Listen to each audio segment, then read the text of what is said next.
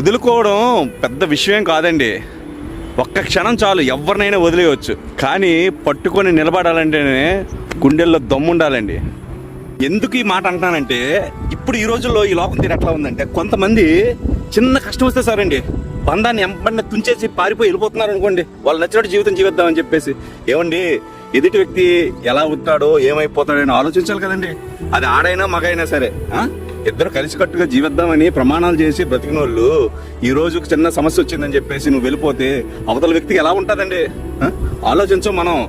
మన జీవితం మనకు ముఖ్యం. అర్థమవుతుందిగా? మీకే చెప్పేది అర్థం చేసుకోండి ప్లీజ్. ఈనాటి ఈ ఆన్లైన్ జీవితాలు ఎలాగున్నాయంటే, పట్టుకోవలసిన మనుషులనేమో పూర్తిగా వదిలేస్తున్నామండి.